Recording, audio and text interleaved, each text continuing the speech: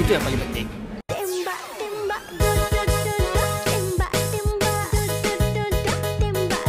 Alright, Nafis. Yes. Apa khabar? Alhamdulillah sihat. All the way daripada mana?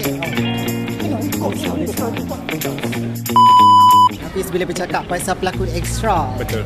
Nafis pernah tak jadi pelakon ekstra, atau Nafis sebenarnya seorang yang bertuah dapat watak terus? Okey, actually sebenarnya kalau cerita ikut Nafis punya perjalanan dalam industri ni, Nafis sebenarnya daripada pelakon ekstra.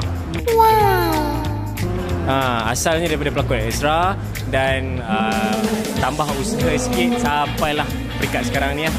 Dan mungkin boleh share tips kepada pelakon-pelakon luar sana yang nak jadi pelakon ekstra ataupun jadi seorang pelakon juga. Okey, kalau ini tips dia kalau seseorang itu berminat untuk jadi pelakon, dia kena ada kesabaran, be patient lah dalam industri ni.